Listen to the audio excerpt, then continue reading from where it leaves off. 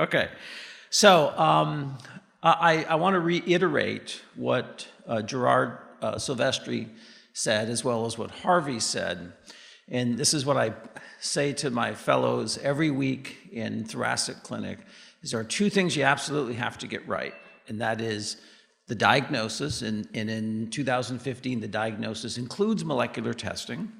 And the second thing is the stage. And I think historically, we have been lazy in staging patients. There is not a breast cancer patient in this country that would have a therapeutic recommendation by a medical oncologist without having known the pathologic status of the regional lymph nodes. And we, as was shown, we often don't do that. So my talk is predicated on the fact that these patients are well staged, and we know exactly what their stage is. Those are my disclosures. This is an old slide. It wasn't my intent to review staging, but what we're talking about in chemoradiotherapy land is this mixture of stage 3A and stage 3B. So the literature in this area really almost includes equal parts of stage 3A and 3B. This has been reviewed by others. I won't make any other points other than the ones that were made this morning. And this is a challenge that we have, is local regional control. If surgery is not in the equation for these patients, then the local modality, radiotherapy, has to be quite good. And we know that adding chemotherapy to it wreaks further benefits. We also know that these patients are very commonly have micrometastatic disease. And so systemic control also is a huge problem, because obviously it's not unusual for people to develop distant mets in this setting down the road. And just if we get really good and we get both of these, then we have the sanctuary site, which is brain mets. And that's a whole different challenge that we won't talk about today. So when you think about the past decade or so, and probably even the last couple of decades, there have been a number of questions that have been addressed in phase 3 trials. Induction, consolidation, old versus new regimens, role of gefitinib, role of putative anti-angiogenic agents, thalidomide and shark cartilage, radiation dose, which I won't talk about today, role of PCI, and role of the targeted agent cetuximab, as well as the BLP25 vaccine following chemoradiotherapy.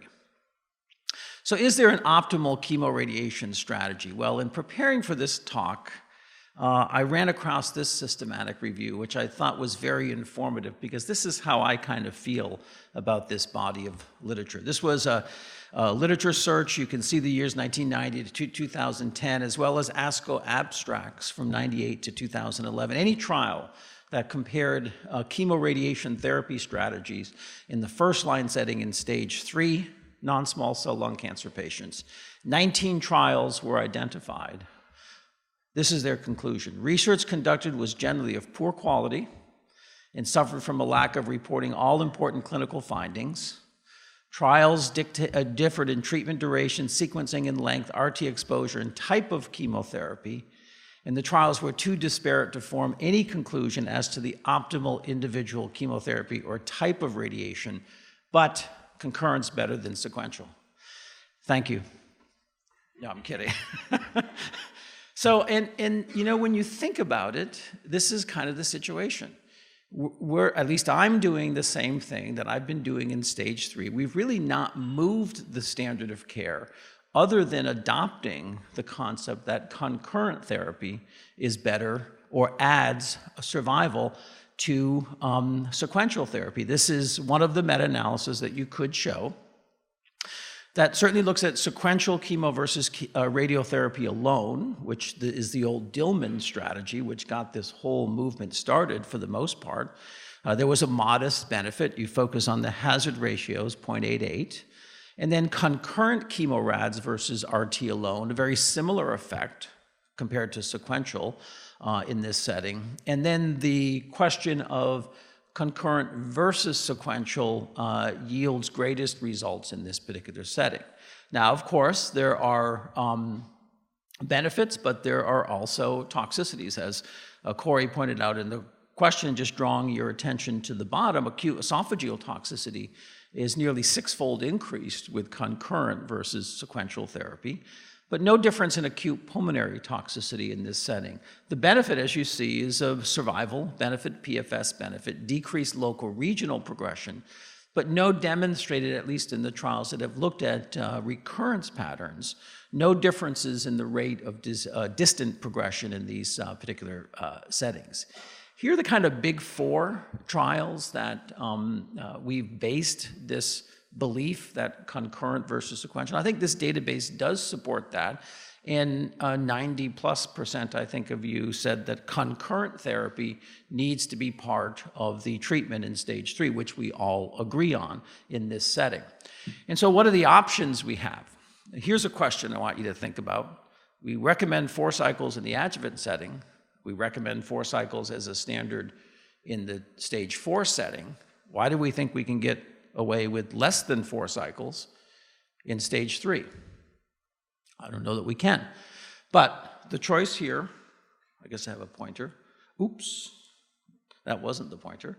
Here's the point, okay, is to do concurrent, 2 cycles, essentially. Remember, we're going to assume that thoracic radiotherapy is 60 gray, so it's 6 weeks in duration. You have the opportunity to give 2 cycles. Or you can give 4 cycles, and you can either give it as induction, or you can also give it as consolidation.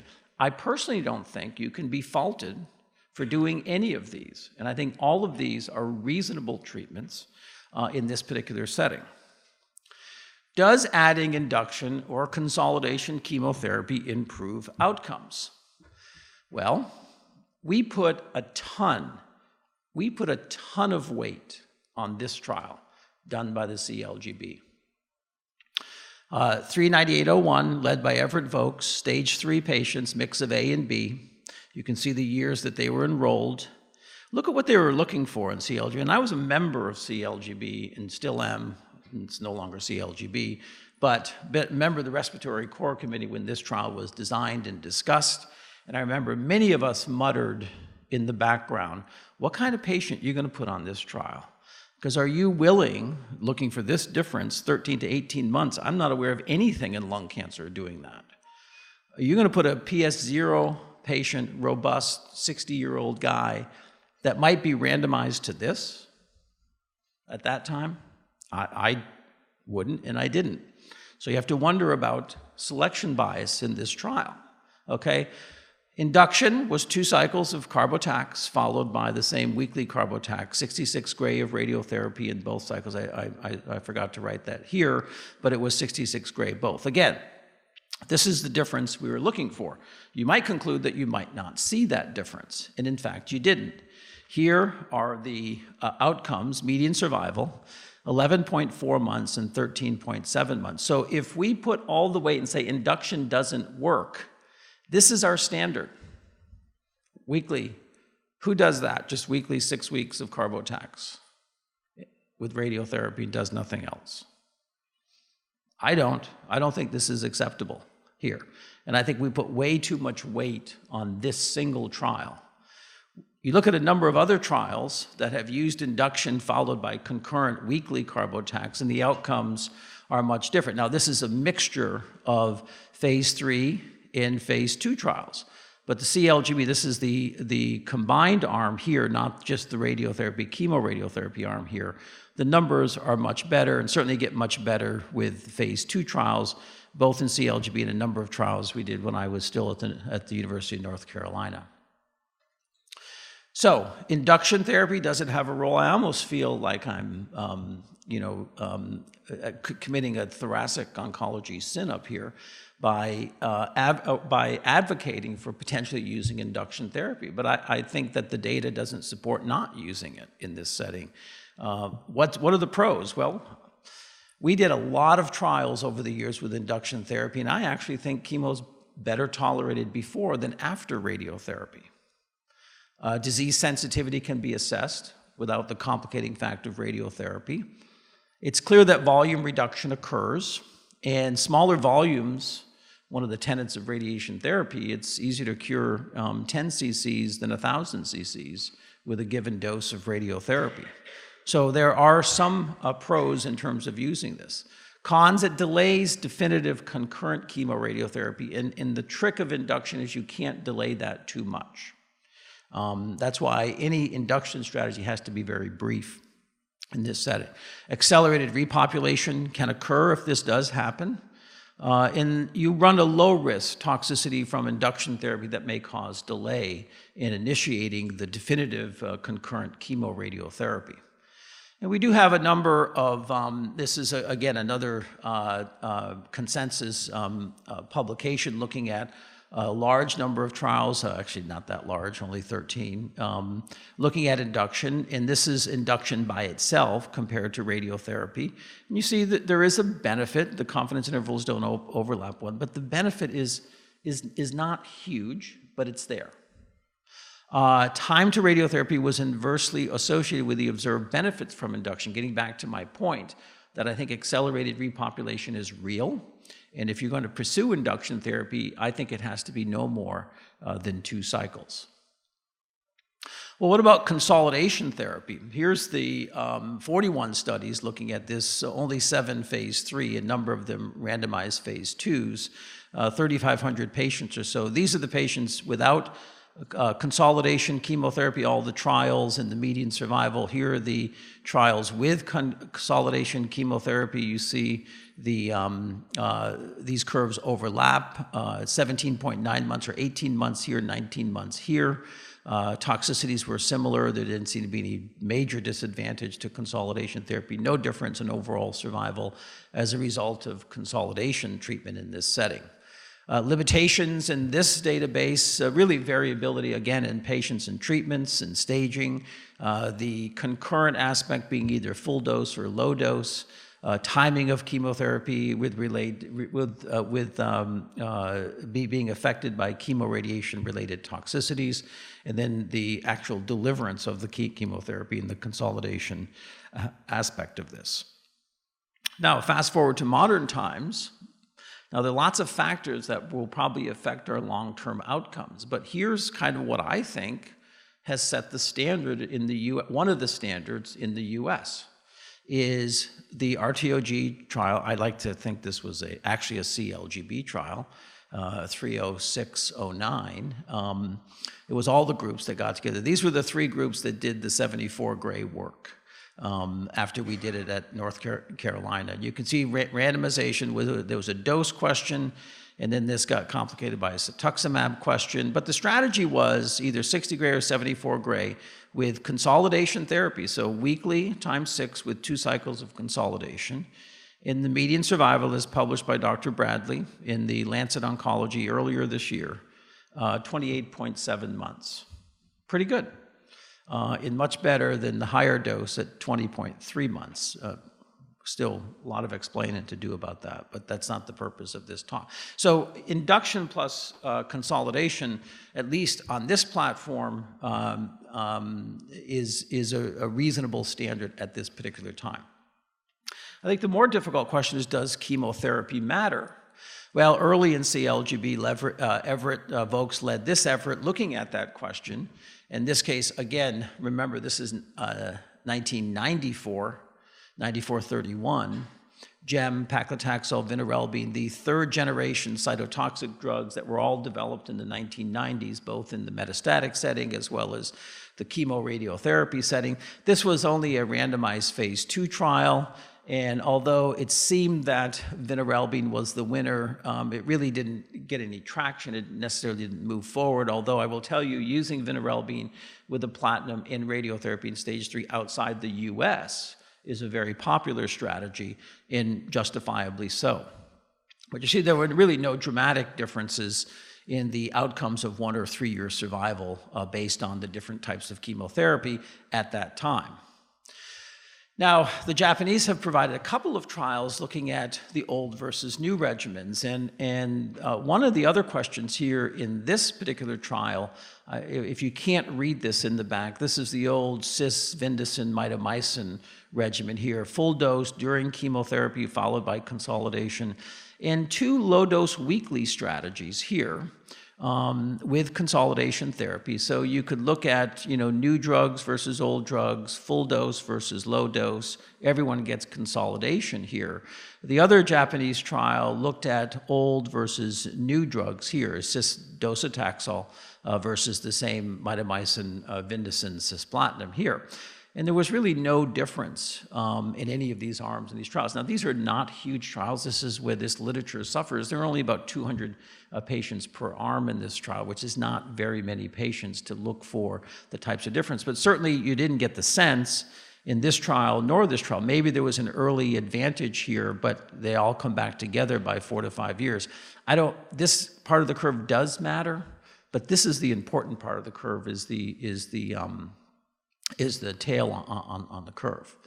And this is just looking at it historically compared to the old Ferrucci concurrent trial. Patients were in general doing better. Is that better staging? Is it use of PET scans, patient selection, those sorts of things? We have to be aware of that when looking at these numbers, because again, I pointed out in the most recent RTOG database, a median survival of 28 months we've not seen before.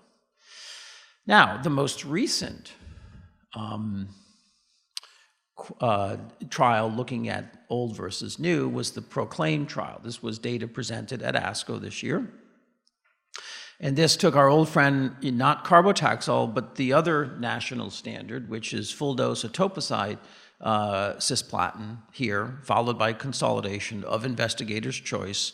I can't remember off the top of my head exactly how these were divided in terms of what investigators chose here.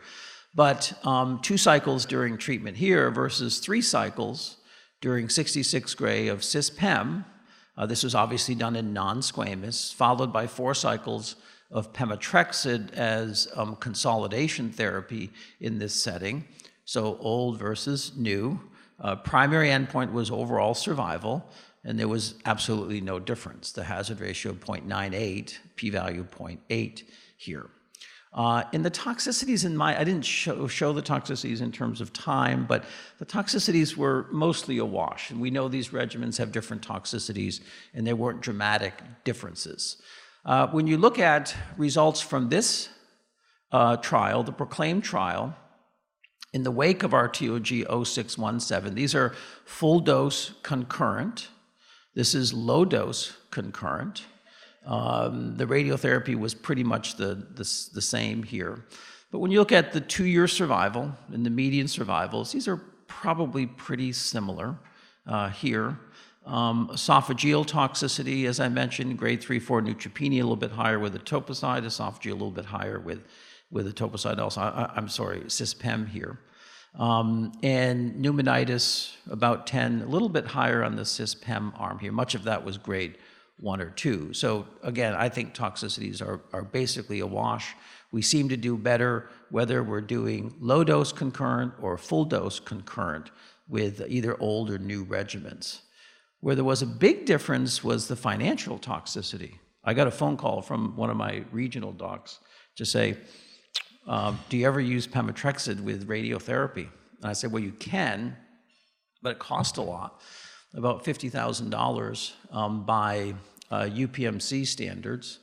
Here, this is the source of cost. This is drug acquisition cost. Here, cis VP16, the cost of weekly paclitaxel, $600 to $1,700 for the entire course of chemotherapy. As outlined in PROCLAIM, if you give 3 cycles followed by 4 cycles of consolidation therapy, which was what was done in the trial, it's a little different price point there. So with that survival curve, I think it's hard to justify this at this particular time. And if we aren't responsible, someone's going to be responsible for us. So this is a VA looking at the 2 national standards, full dose, low dose. You see here in terms of hospitalization and outpatient visits and infections and acute kidney either disease with cisplatin, mucositis, esophagitis, favoring of the lower dose strategy here. So I pointed out this again is a matched cohort analysis looking at these patients, not a direct comparison. So I didn't necessarily show outcomes, but They weren't different in this experience as you see here. The question is just the management of these patients when we don't know there's a superior outcome with either regimen in this setting. So at the end of the day, here's kind of the scoreboard for the different strategies: concurrent alone, induction followed by concurrent low dose or concurrent full dose. Most of this is phase 2, but there is some phase 3 data here. Concurrent followed by consolidation, probably the winner here, and maybe this has to do with early radiation combined with chemotherapy and the no delay in radiation, which is a theoretical concern. I think concurrent low dose alone is not an acceptable strategy in this setting. So combined concurrent chemorads remains the standard of care. I don't know that there's any universal agreement as to the optimal strategy or choice of chemo. In the US, we have 2 standards, cis-etoposide and carbotaxol. If you use concurrent, if you're only going to use concurrent, which you can't be faulted for in this day and age, you must use full dose. If you use low dose, I think systemic therapy is indicated. You could argue with me that based on Dr. Vokes' CLGB trial that it wasn't a significant difference, but I honestly don't put that much weight on that trial. And we need some new ideas, new approaches that help us with local, regional, systemic, as well as the CNS compartment. So thank you very much.